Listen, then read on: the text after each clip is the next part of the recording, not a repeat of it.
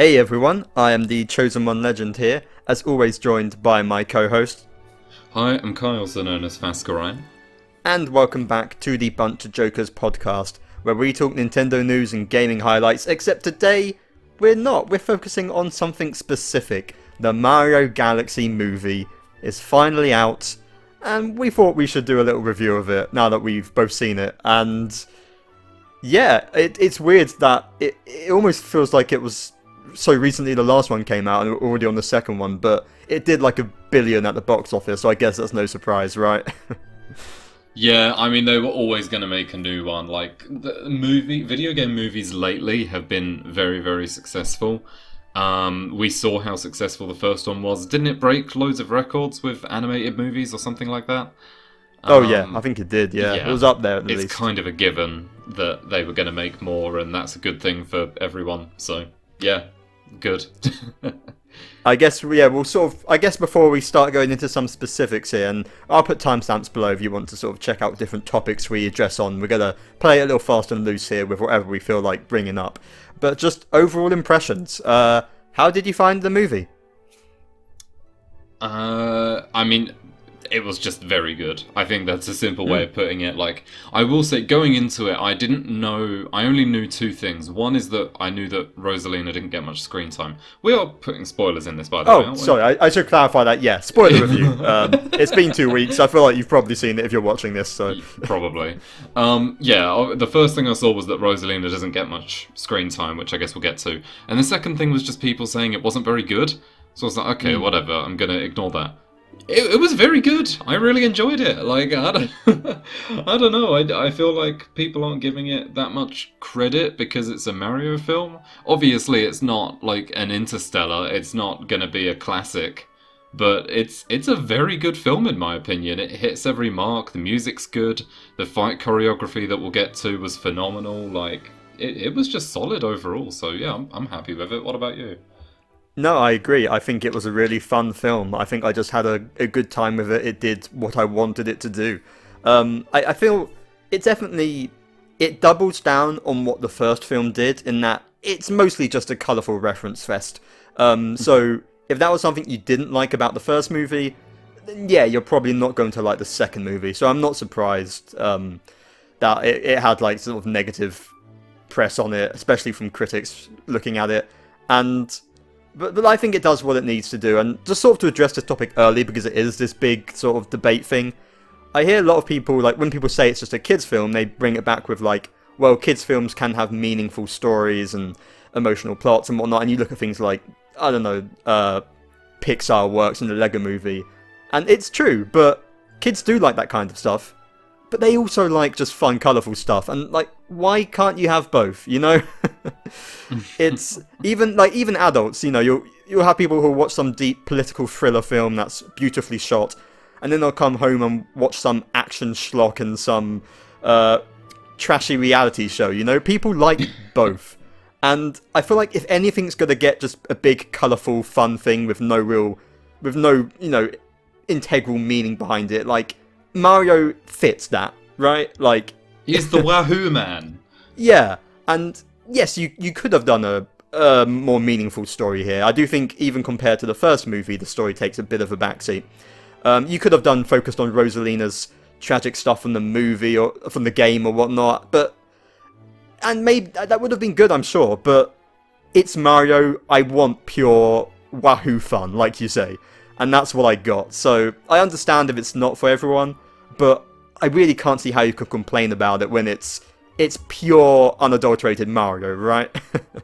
I think that's it. Like, what do you expect going into a Mario movie? It is designed for kids to watch it at the end of the day. You can kind of see that a lot of the time, where it starts, like, becoming a good movie, and then it will just be like, oh yeah, we need to, like, put in a comic slapstick thing for the kids. And then they'll go back to doing the normal movie. Yeah. And... yeah, I don't know. I just think, like I say, it's solid. It's obviously not going to hit lots of emotional beats or anything like that. It's not going to go particularly deep, but it's not meant to. It's Mario. It's the funny man, and I don't know. If you want more like, you know, the deeper kind of thing from Nintendo, maybe we'll get that in the Zelda film. later down Yeah. the line. It feels like that might be more of the vibe. When you see the man hit the block and get the coin, it's funny time. It's not meant to be deep. So yeah, I don't know. For what it sets out to do, I think it kind of aces it, to be honest. I can't really point out many flaws of it. Like say, even if the story itself wasn't massively important or like, they didn't really focus on it much at all, you're not going to. You just come in here, you enjoy the references, and you go. I guess, since this is the Mario Galaxy movie, I guess we'll maybe start with sort of a topic of how do you think it handled like the aspects of Galaxy? That is one criticism I've seen of the film, is that it mixes in a lot of other elements and doesn't feel as much like Galaxy. I'm not sure I agree, but what are your thoughts on that? I get it. I wouldn't. It's clear that they put the Galaxy name on this because Galaxy is such a popular game in the Mario series. For sure. They clearly just wanted to merge, a sprinkle of Galaxy, a little bit of, the other ones like Odyssey as well. They just wanted to throw a little bit of them in there, and they knew that Galaxy was going to get the most attention, and it's because they have like Rosalina in there. It didn't really derive from the Mario Galaxy game much at all, apart from the Comet Observatory and Mega Leg. Just because, at the end of the day, I mean, you look at the galaxies in Mario Galaxy, most of them aren't aesthetically pleasing or interesting in a lot of ways. They're kind of just like gameplay zones. I guess the only main disappointment there for me is that you never get to properly explore the Comet Observatory. That was given a massive backseat. And I do think that's a real big shame, and hopefully they come back to it in some way in the next one. But agreed. Yeah, outside of that, it's clear that they just took the concept of Galaxy and they mixed it in with everything else. They added in their own galaxies and their own ideas that were more interesting, and it's fine. So at the end of the day, it's like, I wouldn't call this a Galaxy film strictly. It just had little parts of it, but I get why they did it, and I don't really have an issue with it either. Yeah, I would have liked to have seen some more like specific locations, like Gusty Garden itself brought into the animation or something. Even in a montage, actually, that would have been great. Even a small montage, or maybe like the final area had like freeze flame galaxy aesthetics or something. Like, I do think there's more they could have done. I guess they got Honey Hive technically on the technicality, but I do think they hit the highlights. You had flying through the space, you had using the warp stars, and like the sound effects of that was great. You had like an area where like where the gravity was inverted in the casino. So I feel like they hit the broad strokes, even if they didn't double down. And I kind of expected that, given what the first film was in terms of incorporating different elements from the games. So I do think it worked overall. And I guess sticking on that theme of the Galaxy elements, Rosalina's story in this, as you said at the start, like, she definitely didn't get a lot of screen time. She opens the movie and closes the movie, and that's mostly about it. I think they did her well for those scenes. I think, like, combat-wise and her fighting Megaleg was pretty badass. I think Brie Larson did a very good job as the voice of Rosalina. And whilst I do think she didn't have much, I guess I struggle to think of more I would have wanted from her, given that her character in the games is so basic anyway, Yeah, it's a weird one. I mean, I agree, Brie Larson did a very good job. That was all very good. And yeah, making use of her like for the fighting scenes was all very cool as well. I did find it funny when watching it that like, I might be wrong on this, but I'm pretty sure she just went 0 for 2 on fights. Or something to that effect. Like, it was always for a reason, because she was protecting the Lumas, so I absolutely get why. But it is funny that she actually didn't come out of a single fight successful in the film. Even at the end, it was basically like her and Peach that freed her and all of that. Like, she didn't take part really against Bowser and Bowser Jr. much. So I did find that funny, but yeah, no, it is like you say, in the game, in the original Galaxy, she doesn't do much. She obviously has a backstory that they explain in the film, but like that's about it. And then they just, from then on, was like, oh, she's a fan favourite now. Yeah, we're including her in everything. She's in all the sports games. put her in Smash, etc., etc.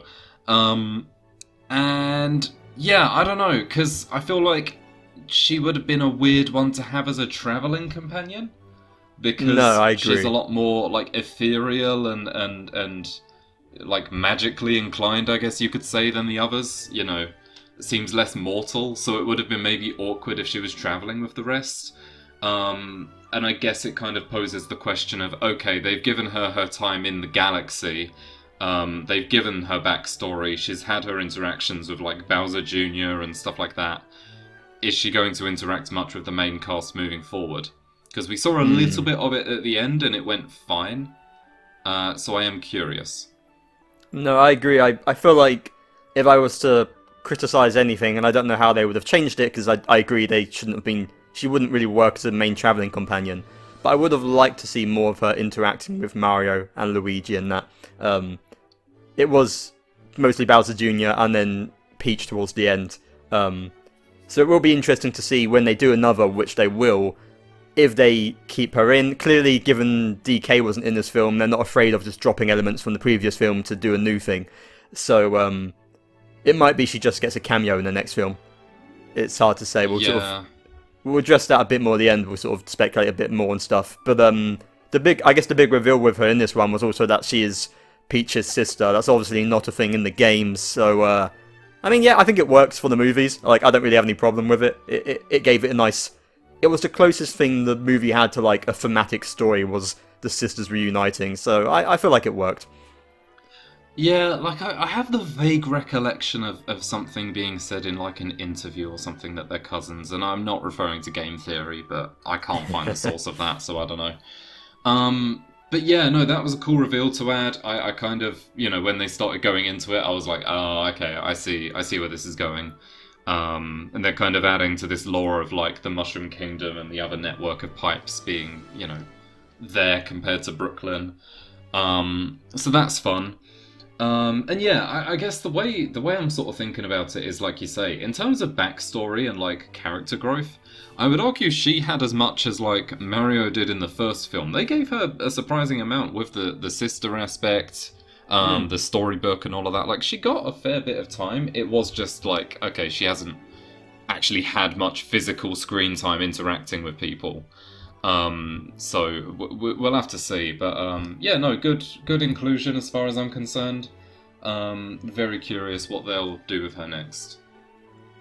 Funnily enough, because you know we weren't expecting it to be Rosalina based on the first film. We were all expecting the bigger focus to be Yoshi because he was the end credits tease from that one.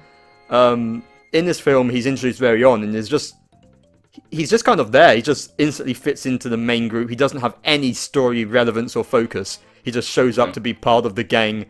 And honestly, although part of me thinks like they could have done a really nice sort of like Yoshi's Island kind of story with him or Mario World and made him more of the focus. Like, there's not much. I don't think there's too much depth you can give just silly green dinosaur who goes Yoshi. So I feel like it was a fitting way for them to incorporate him in the film, I guess. Yeah, it is kind of stark how much Yoshi fades into the background after the beginning. You know, after you meet Yoshi, it's just like, oh, he's just part of the gang now. And I really like how most of Toad's lines early on are basically that. Just going, oh, okay, alright, this dinosaur's just here now, part of the gang, I guess. We're not going to talk about this. It's like, no, we've got to rush the plot forward. So he's just there. But as much as he maybe fades into the background isn't the right way of putting it, because he does just fit into the cast seamlessly. Very naturally, in particular, yeah, his interactions with Luigi are really good, which I wasn't expecting. But they're trying to make like a little partnership there. So it's, you know, then Mario gets his own sections in a way. And yeah, I thought Yoshi fit in really well. I think they're basically just going to continue that, like you say, where it's just like, yeah, Yoshi's just there all the time now. At best, we might get a little side plot in the next film, you know, with Yoshi's backstory of, like, the babies, but I can't even see how that would work, because Yoshi was just hatched, right? Yeah, I feel like they sort of already referenced that in this film with the dinosaur section, right? You know, the whole thing where Yoshi has to protect the babies. That was the Yoshi's Island reference we got.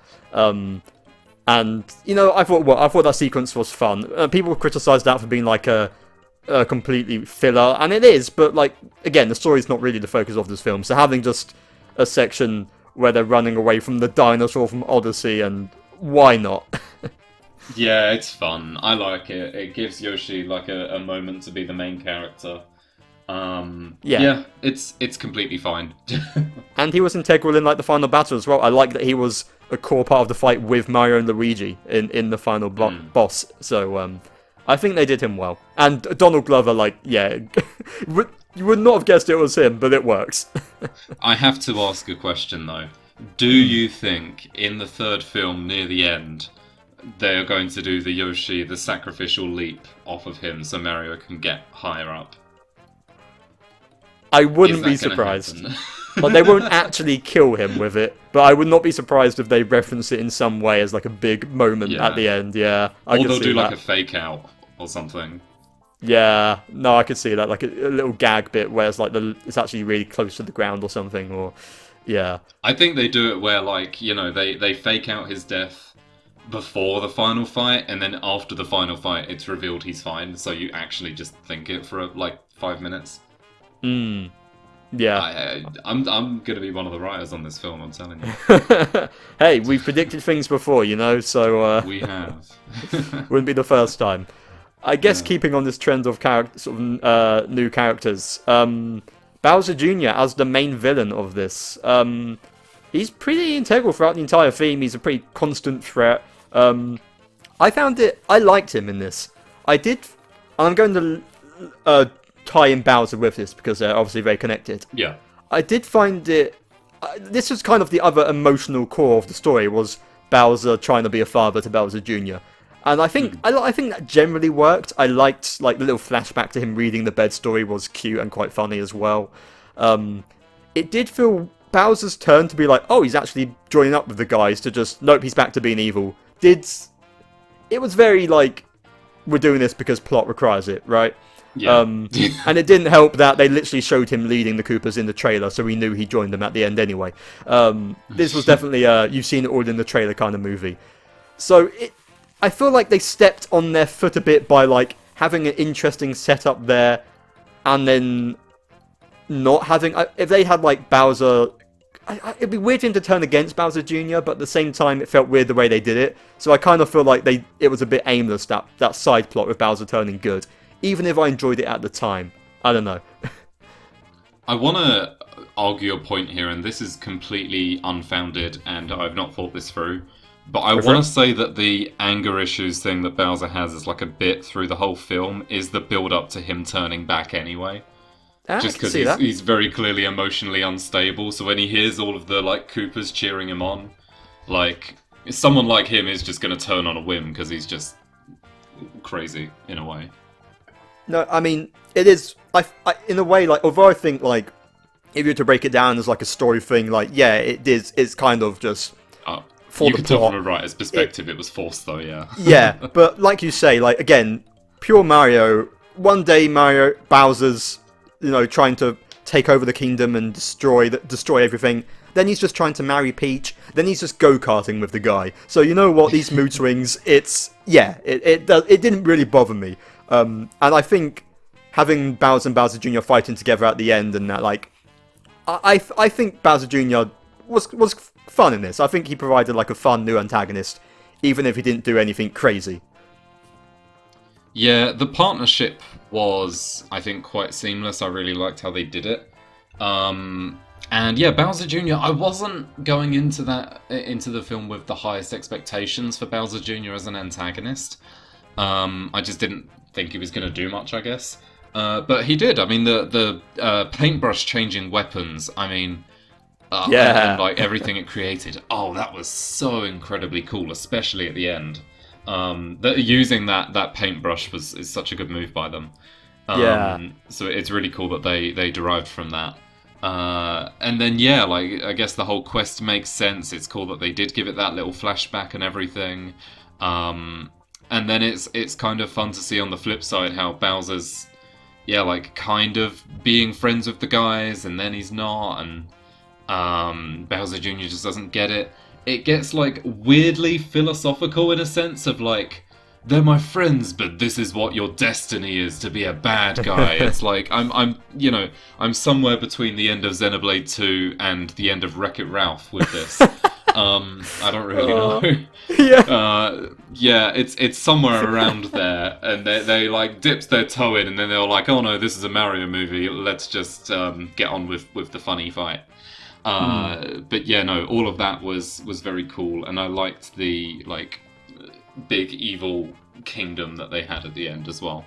Yeah, it felt very like Bowser's Theme Park Land at the end of Mario World, that kind of thing, didn't it? I do, yeah, I like the sort of connection again, that father-son thing, and although I thought they could have leveraged this a bit more, I like how it connected to Mario as well, given his thing in the first movie was wanting to impress his dad, and the fact that his dad thought of him as a failure. So I kind of like that it gave Mario a bit of a stake in Bowser and Bowser Jr.'s relationship, when he like saved Bowser Jr. at the end and that. And like you say, with the action sequence, like, yeah, I feel like in general, this film, some of the best action sequence in an animated film, right? At least outside of like the hyper-stylized ones like your Spider-Verse and that, outside of those ones, this is pretty near the top, I think. Yeah, I mean, all of the environments were great. I do want to touch on those especially for a bit here as well, actually. Yeah, sure, yeah. Every environment was phenomenal. I think that's one of the strongest parts of the film is, you sort of think, oh, it's from like the Illuminations team. They made the Minions. It's going to be whatever. No, God, they know how to make an environment. Like, obviously this was in the first film as well, but the backgrounds are, always vibrant. The skylines always look really good, especially in Galaxy, obviously. And, there were just so many cool scenes and set pieces. Again, that final area was really cool. The one that spoke out to me the most was not even the casino cube set piece that Peach was in. Not even that, but the city leading into that was really cool. Like the underneath way of the Gateway Galaxy. I looked at that part and I was like, this is such a cool design. They've just made this whole city, and like, behind the scenes is that the designers have got a full sketch for how that city looks and stuff like that. I would love to see that concept art. For sure, yeah. So I think all of those set pieces were phenomenal, and it was one of the best parts. So there was that, and then you've got all of the fight scenes as well for the other side of it, where every single one was insanely good. They were already decent in the first film, but this went beyond like a funny film. This was genuinely phenomenal animation for how they choreographed these fights. Like, every single part of it was dynamic, and it did different things. It used the environment well. Like, I don't think I've seen a film with that good fight choreography, apart from maybe like a handful of the Marvel films or something. But even then, I wouldn't say so, Yeah, it was impressive. And again, tying it all together, as we're talking sort of like the visuals and presentation of it all, soundtrack. I mean, it was great in the first film, but they even doubled down on this one by taking out sort of like the mic drops, the licensed tracks, and for most of it, and just having pure Mario goodness. And like, yeah, it hits.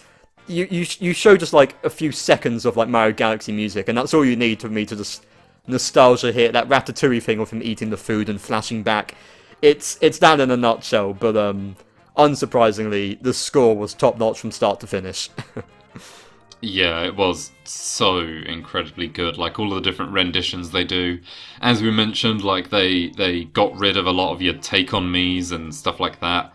They only did it... Was it only once or something like that in this film? It's like once or twice, and it felt natural when they did do it. Like, it didn't stand out as like, oh, here's the licensed song. It kind of worked. Yeah, it was really good. Like, again, just the renditions of songs that you're familiar with. I'm trying to remember them off the top of my head, but I remember there were a couple of more obscure ones, and it's like, that's just cool. That's just really cool for them to do. Like, in the end credits thing, for example, you have like the boss battle against Bowser Jr. from New Super Mario Bros. Wii in there. Is one I call. It's like they didn't just do like all Galaxy. Of course, there was a lot of Galaxy in there, but there's like some, of course, Mario 2 as well, when we have like the casino section and Wart and whatnot. Yeah, and I feel like now is the best time to address it, because I can't bring music without it. Star Fox, right? The Star Fox theme kicking in there. Oh, Fox was so cool in this movie. It's a shame they spoiled it a week before the film came out, because it would have been a cool surprise. But even so, I was surprised how much he was in the film. Yes, that was unexpected. As you say, the biggest travesty of the film, the biggest weak point above anything else, is they spoiled Star Fox. I don't know why. I guess it was to get more people through the door or something. But oh my god, that would have been the most insane reveal. Why did they have to tell everyone about it? I know.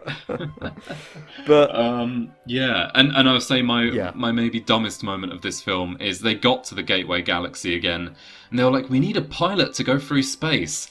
And my dumbass was racking my brain of like, what Mario characters go through space like this? I knew full well that Star Fox was in the film and they were talking about needing a space pilot. It didn't click until he showed up on screen. And I was like, oh my god, I'm so thick. But he's there, and he's not just a reference, he's a full thing. You didn't think it was going to be Olimar when we saw the Pikmin for a second, did you? Or... The thought crossed my mind that they would... Not necessarily that it would be Olimar, but I thought they'd use the Hocotate freight.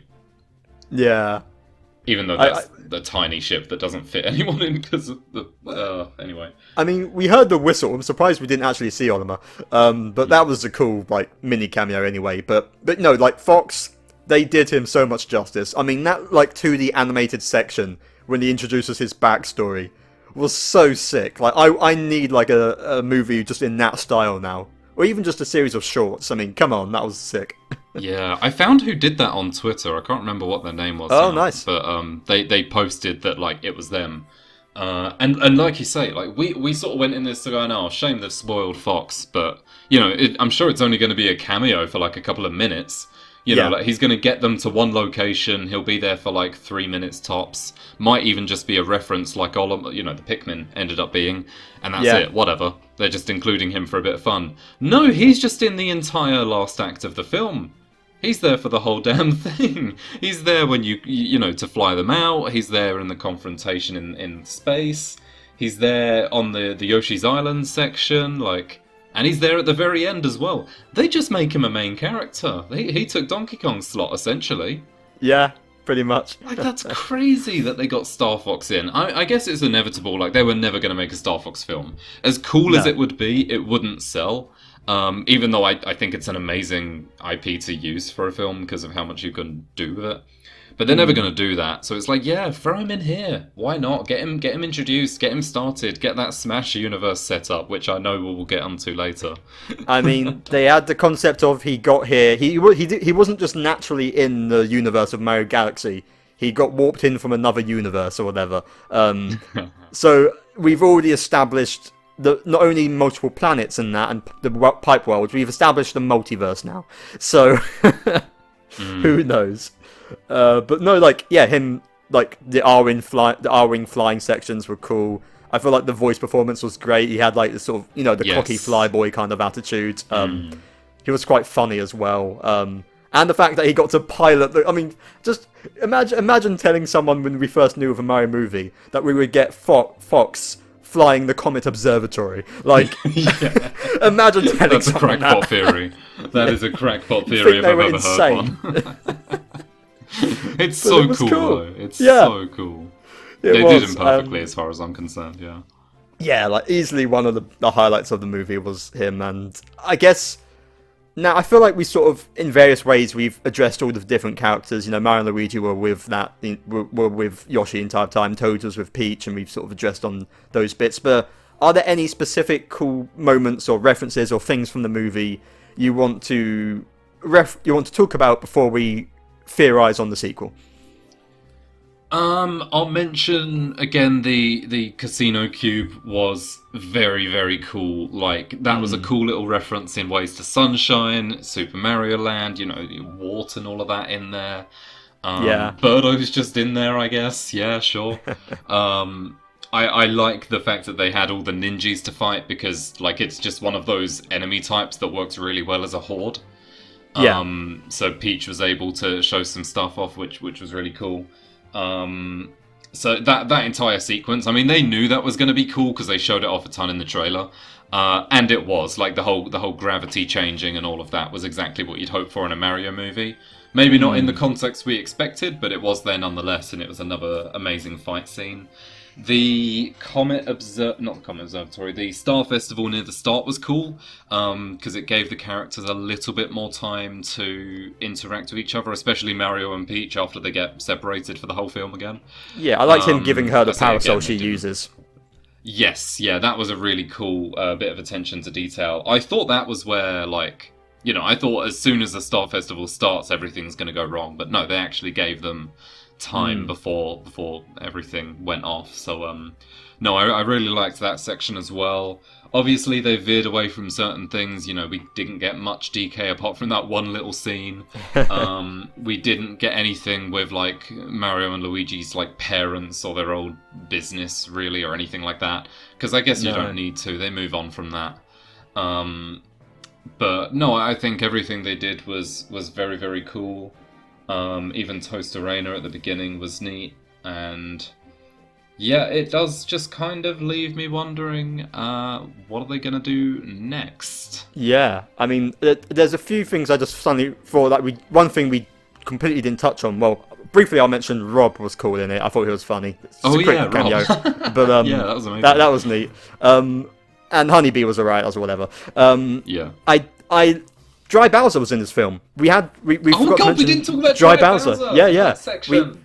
I love that whole section being like a reference. Also, the build up towards that when it's like a Mario Maker section, like that entire end sequence. The Mario Maker section. That was like my favourite part, and I forgot to mention it. I guess it's fitting we talk about the finale now. Yeah. Yeah, let's do that. That was very fun. Like just a reference of it. The fact that people have made it in Mario Maker, like the stage that Bowser Jr. is building.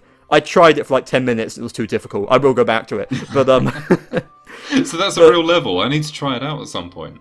A fan replicated it in a way, so it's not official, but it's cool they did it. Yeah, it was cool seeing them platform together against it. I like the whole bit at the end when like the victory music plays and it's just Bowser and Bowser Jr. looking at each other in silence. That honestly might be the funniest bit in the film. But no, that was very fun. Yeah, like it was so cool how you could tell it was a Mario Maker thing when the way it was set up and so unorthodox, and then actually showing the 2D section as they're watching Mario go through it. Yeah. That was really, really neat how they did all of that. Like again, it was such an aside from everything else that was going on. They just wanted to reference it, but it was so good the way that they did it. Yeah, and then like the bridge sequence, obviously referencing the original Mario 1, dropping Bowser into the lava. The atmosphere, the music of that was very neat. I'm surprised they didn't do that in the first film, to be honest. That bridge section was amazing. I was such a big fan of that. The only thing, like, it felt kind of weird to me how much they made it seem like he'd actually killed Bowser. They really I know, obviously went they into that, yeah. But like they had like Bowser Jr. looking up at Mario like, you've just killed my dad. And they played it so straight, which in a way like worked like an oh shit moment. But it did feel kind of a tonal whiplash for a moment.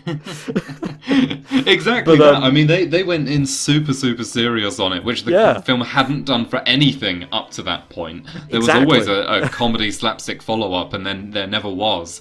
And then he comes back as Dry Bowser, which, again, I think works amazingly for the final fight sequence. Yeah. And Mario choosing to save Bowser Jr. and all of that at the end, like... it makes you think, okay, are neither of them going to be antagonists going forward? I guess we'll discuss. But that final fight scene with everyone using different power-ups, like even the drill power-up from Wonder getting the cloud in there, one. Yeah, the cloud power-up just not working. The Yoshi one from Galaxy 2 as well. Like that one was pretty funny.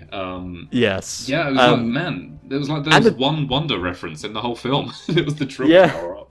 and the dragon from Odyssey as like a big final thing to fight, like did not expect that, but it was cool. Making it from the paint was like a cool idea. Absolutely loved it. Because how else are you going to include Big Dragon, I suppose? But yeah, that's a great way of doing it. I also like that Mario finished it with like the red star, like the flying power up from the OG Mario Galaxy. Like that's also like perfectly fitting finale for it all. And then at the very, very end, I guess the Mario World sort of aesthetic, building the castle was also neat. Another nice style choice. Yeah.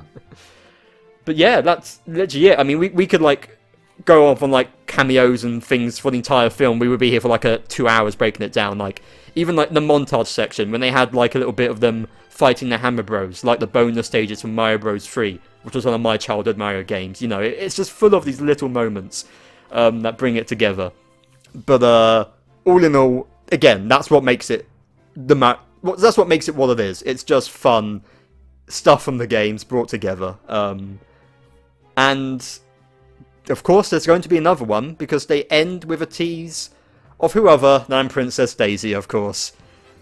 So, what do we think this means for the next movie, Kai? We have to ask it. Like, I think Luigi is going to be a very happy person because he even mentions at the end of the normal part of the film, he's like, I need to find someone for me now. It's like, okay, all right, Luigi, pack it in. So, yeah, I guess this is the thing, is my main prediction, and we couldn't find this in the thing, could we? I thought that it was going to be the second film was like Daisy, Yoshi, Wario, and then the third film was going to be Galaxy. That was what I thought. Because it just made sense. I was like, okay, they're going to do Daisy before Rosalina, right? And then, no, they've kind of done it in the opposite order. So my prediction for what the second film was almost stands in a lot of ways. Like, you're going to meet Daisy probably early on in the same way you meet Yoshi. Wario might show up. I feel like it would make sense if he did. So we have those aspects in. And it's like, okay, there's going to be loads more references to all the Mario games. We know that as well. Yeah. We'll probably get a lot more, especially with things like Wonder, because, you know, in terms of the production cycle, they probably can afford to put more of that in there now. We might get even, like, I think we'll get a funny montage section with the Wonder Flower in the middle. I wouldn't be surprised. Oh, I can see that. I can see the Wonder Flower being a minor character in it, yeah. Yeah, I don't think they're going to lean into it fully. I think they're going to do that similar to, you know, how they did, like, I don't know, Sunshine in this one, I guess, where they just include lots of little bits. But I do think we'll see the Wonder Flower. The question is, what's the main part of this film going to be? We don't have that Galaxy chunk anymore. Yeah. And I don't think they're going to redo Bowser and Bowser Jr. So where do we go? I really don't know. It's tough, like, because, of course, Daisy doesn't mean anything, because we got Yoshi last time, and no, it wasn't remotely a Yoshi's Island or Mario World film outside of that brief kind of section. So, and I don't think there's enough in Mario Land. Like, we're not going to have Tenga, the space alien from Mario Land, as the main villain. He might make a cameo. I wouldn't be surprised if he's like Walt was in this film, you know. I could see that happening. But, no, what is the main threat? What's the main antagonist? Like, again, you have... With Daisy, putting Wario and Waluigi in there would make sense. You could have just sort of Mario Land 2 in the way of Wario taking over the kingdom and something like that. But because Wario's such a more fun rival as opposed to a pure antagonist these days, it is hard to picture him carrying the film. Does he team up with Bowser? Yeah. Like, the only other option you have, a pretty significant one granted, is the Koopalings, right? You could bring in the Koopalings. I don't know how you would do it. I'm not sure they'd be Bowser's children in this version. Maybe like they'd be like his nieces and nephews or something like that. I mean, because we have Dry Bowser and Bowser Jr. are in prison currently, in some sort of big prison facility.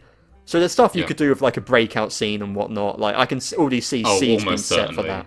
But no, like I find it hard. There's not like an obvious thing of. I feel like Bowser Jr. was like an obvious, like, oh, you can make him an antagonist next kind of thing.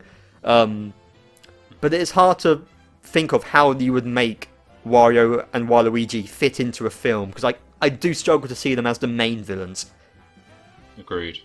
Yeah, they will probably be like, as they've done in random games, like I think Mario Tennis is a weird reference, is where like they basically accidentally unlock a greater evil.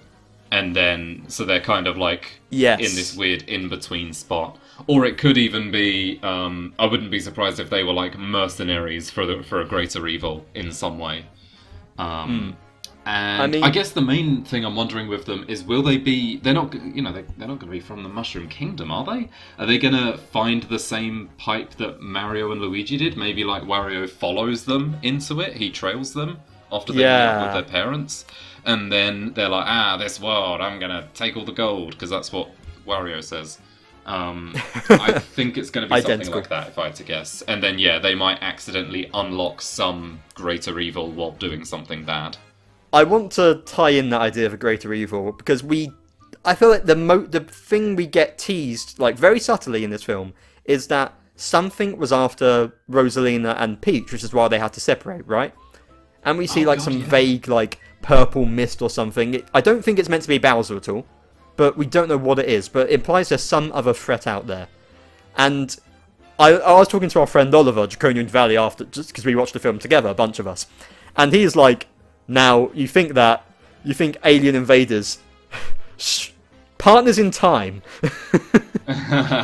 shrooms, like, could they dive into the RPGs, like, and I feel like they could, because although that's not, like, a main draw as Bowser Jr. in terms of, like, people won't know what it is, if you have them, like, corrupt Bowser like they do in that, you still have Bowser as a big villain. If you have Wario and Waluigi accidentally do something that frees them or something, you still have those recognisable characters doing the plot. Like, I'm not saying it's going to happen, but I feel like they could. Yeah, God, I'm trying to see if I can find a clip of that part of the film now, because I'm so curious, like... It was very vague. Like, I know it was purple. I'm pretty sure it was like a purple mist. But I think it was just meant... I don't think they were trying to reference anything with it. They were just trying to do something dangerous, and that's it. But they must have ideas. Yeah, it's interesting. I guess we'll see. I don't know. It's the purple mist from subspace. I mean, taboo, everyone... It crossed my mind as well. It won't be. You have to but wonder. It did cross my mind. It won't be for the Mario film, but you do have to think about it. I don't know. Again, the one I was thinking of, and I know it's not going to be this, is Dementio from Super Paper Mario. Just because Dementio is one of the best villains they've had or Count Bleck as well, I should say. Like, the Super Paper Mario game has some of the best unique antagonists. I just can't see it fitting into a Mario film unless they start going into the paper stuff. And as much as it would be amazing, I can't see them doing that for more than like a little side thing. Even though I think it would be really, really cool. I could see a paper section being a fun thing in the next film. It is weird though, because like you say, they haven't at all referenced any of the RPGs in any way as far as I can tell. Which I'm surprised, because obviously I didn't expect them to get as much focus. But I thought there might have been at least like a background cameo, in the same line even of... like the bros moves. Like Mario and Luigi use a bros move, Yeah, that kind of thing. Like, I mean... we've got like Egad, who's somewhat in the RPGs, like with like he's designed on the paintbrush. We saw things like Flood in the background and the poltergust of Bowser Jr.'s arsenal of weapons. So maybe they could throw Egad in there as well. Of course, we've got the ideas of like Luigi's Mansion spin-off, a Donkey Kong Country spin-off, and heck, maybe you could even throw Bonanza in there now, in some way. But like, those haven't changed. Those are all things we mentioned last time, like 3 years ago, and they're still... I don't think we have anything new to add on those, because they weren't referenced at all in this one. So, there's still possibilities, but there's nothing really new on them from Galaxy. No, God, maybe they do go the Shroops route. That's not what I was expecting, but it would maybe fit in terms of like, the Galaxy film, you go to lots of different places in the galaxy. A Partners in Time kind of thing, they go to lots of different time periods, which just basically opens up more set pieces for them to use. That would be such a weird way to go after something as big as a Galaxy film, but it does make sense. That's really weird.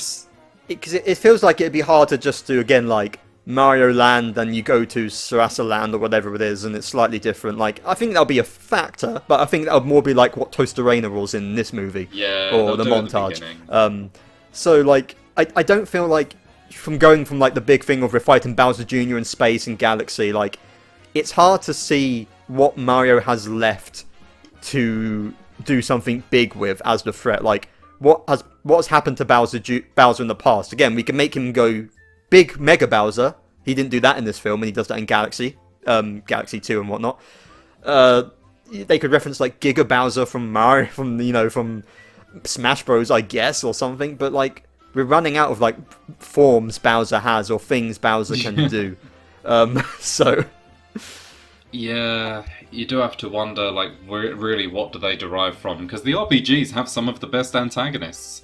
Yeah. So do you go there? Do you go with someone like Fawful, who appears in, so many of the Mario and Luigi games, and would kind of fit perfectly, I think, as well, into the films?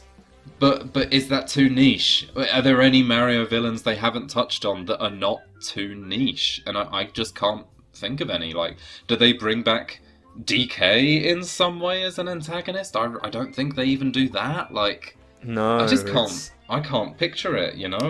The only thing they could do if they really wanted to be like classic with it is just like, oh, there's an evil Mario. I don't know. No, I'm not talking Wario either. Like, just there's an evil Mario of some kind. You have to defeat yourself, but that would be so dumb. Like, screw it. Bring in like Galeem and whatever from World of Light. It does make you wonder, will they go the route of like Master Hand? Yeah, that would be insanely fun, but I think they have to save that for a Smash film. Yeah, do you think they're going to be more references that they're going to double down on that in the next film? Because I kind of feel like they're not. I feel like Fox was just a one-off thing. Like, I'm not even sure we are building to a Smash film, especially with the fact that Zelda is live action. Yeah, well, that's the next discussion, I guess. I don't think Fox is going to show up in the next one. I think he'll show up like basically how DK did in the Galaxy film, where he's in like one scene. Maybe he's fixed the R-Wing. I don't know. But then it's like a Smash film, because we've now seen Star Fox, we've seen the Pikmin, we've seen Rob, we've seen a lot of them outside of just Mario. Here's an idea. If they do want to go for a crossover for the next film, I think the most obvious one that would fit the animated style of Mario, that has like space features, that could even bring in some like new entity as a villain, is Kirby. Like, Kirby showing up, and you don't even need to give him a voice actor, So, I hope they don't give Kirby a voice. Like, he just opens his guys, "Hey everybody, I'm Kirby," and it would. Nobody wants that. But they give him a deep voice. The name's Kirby. I mean, DDD, sure, give him like the "I'm gonna get you, Kirby," like from the animated show or whatever. They can do that. But like, if anything gets like a cameo to the level that Fox did in this film, I think it would be Kirby. Yeah, I agree. Because like Samus is also space related and that, but that's tonally too far off, I think. So. Yeah, it does make you wonder where they're going to go, because, you see all these characters from different IPs and you think, oh, Smash. Like, they're leading up to a Smash film. And to be honest, I still do have that hope. I don't think it'll be this sequel, but I do think after the sequel they might do a Smash film. However, how do you integrate what the Mario movie style is and what the Zelda movie is going to be? Because one's live action, one is animated. Do they just animate Link? Do they just pretend like that's how it goes? They've made themselves a really weird dilemma that seems to shut down the idea of a subspace or a Smash film. What I think it's going to be, I feel like that's a sign that they are doing something different. I don't see them. I can see them making a Zelda film and doing more sequels with it. But I don't think they want to throw like this grounded fantasy adventure that is looking to be, your sort of Lord of the Rings kind of thing. I don't think they want to stray from that by having the main character join up with a plumber and a puffball and a fox who flies a spaceship. I don't think they want to do that with this version of Link and Zelda. And I don't think they want to do a separate animated version either. So I don't think we're going to get a Smash film. I think at best we get like Kirby and Fox and start showing up more in the Mario films. But I think it will still be branded as a Mario film, and just maybe we'll have the cameos increase a bit. I don't know. I've almost like how you get like the Sega racing games are all like called Sonic Transformed or whatever, even if it has other cameo characters. Like, it's just a Sonic game. I feel like it's going to be like that kind of thing where it's just going to be the Mario film, but in this one, Fox and Kirby and Olimar are all there as well. Like, I feel like that's the most we get, to be honest with you. Yeah, maybe we'll see, like, oh, there's Villager in a village, there's Wii Fit Trainer in the gym. Yeah, I mean, the one cameo I do want to see, and I do think this is very plausible, is at some, for some comedic thing near the beginning of the next film, Mario has become a doctor, and he's wearing his Dr. Mario outfit, and he's, like, fighting the germs or whatever they are. I can see that one happening. I nearly forgot to mention my favourite cameo from the Mario Galaxy movie, Game & Watch showing up as well. Oh yeah, we forgot Game & Watch. That was the biggest surprise. Like, hey, subspace. Yeah. That was actually really funny. Like, that was a great gag. The fact he used the hammer as well. The finishing move on Dry Bowser, by the way. Like, the finishing move was from Game & Watch. That was insane. I completely forgot about that. Yeah, I almost forgot that. That was actually the biggest surprise. It was the only one. It was the only cameo they didn't tease at all. So yeah, how did we forget? Oh my god. Jeez, yeah, it's been too long. I need to rewatch it now. But yeah, Game & Watch there was so cool. The hammer. Suffice to say, though, we have no clue what they can do next time. Like we've thrown out ideas again. It's gonna feature Daisy. Maybe they do Koopalings. Maybe they do Wario and Waluigi. But what's the main driving force for the movie?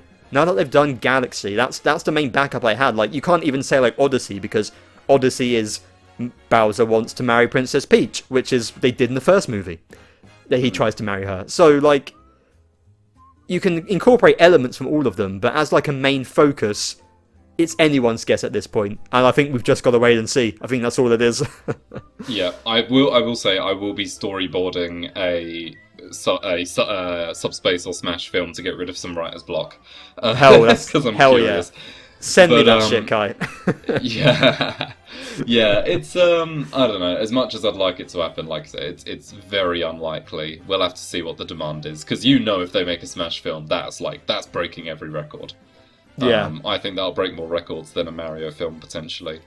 I don't know. Kids factor is a big thing. I don't know. Either way, it would be cool. And yeah, we'll just have to see what references show up. Like you say, certain ones are more likely than others. Kirby could definitely be thrown in there. The only other prediction I have is, I don't know, it depends how they manage the characters, but I wonder, you know how in this film, you're kind of given three perspectives. You're given Rosalina / Bowser Jr., the Mario, Luigi, Yoshi section, and then the Peach and Toad bit. So you've kind of got these three overlapping things. I think that they're going to do that again because there's too many characters. And this is outside of the antagonists in the next one. Yeah. Because you've got Mario, Luigi, Peach, Yoshi, Toad, Rosalina, Daisy, and then Bowser Jr., which I think will both be in it as well. Like, that alone is already 9 characters. Throw in DK, you've got 10. They're going to split them into 3 groups, even if you include, like, Wario, Waluigi, whatever. They're going to split them into 3 groups, and whoever the main antagonist is going to get less focus. That's my prediction. I mean, maybe they just throw us off and they just do Luigi's Mansion, but they put Daisy in there as like a character, and they bring Egad in, and King Boo's the main villain. Like, honestly, it could happen. Yeah, I wouldn't put it past them. Yeah. And again, like, DK always a possibility, but yeah, we'll have to wait and see. I think we've exhausted this topic now. Yeah, but overall, Mario Galaxy movie, for what it was, we both had a lot of fun with it. And I'm looking forward to the next one. Whatever it is, I know I'm going to have fun with it. And that's good enough for me, to be honest with you. So yeah, that's the trick. It's just a good, simple time, every time. I'm not in any way nervous about the next one. I am nervous about the Zelda movie, but we'll get to that one. That's going to be the next thing. So it's coming out next year. We'll definitely have more on that when more on that comes out. And we'll definitely be doing videos on that one for sure. But until then, thank you so much for watching. Of course, you can find us here on BunchaJokahs on YouTube for reactions of any of the directs that happen, discussions like this, monthly podcasts the first Sunday of each month. And there will be audio-only versions of those discussions on Spotify and other podcasting sites as well. Kai, where else can people find yourself at? Twitch.tv/Fascurreyn. By the time this comes out, I might be done with Inazuma 11 and instead playing a different game. We'll get to that. We can dream. And myself, you can find me on twitch.tv/TheChosenOneLegend, doing random streams, sometimes game shows, might do some LEGO games, we'll see what comes up. And also we'll have a link to our friend Samm, the graphic designer, who made our logo and various thumbnails, not for the past 6 months, but he's done all the past ones for you. So thank you, Samm. And we'll catch you guys in the next one. Goodbye. Bye.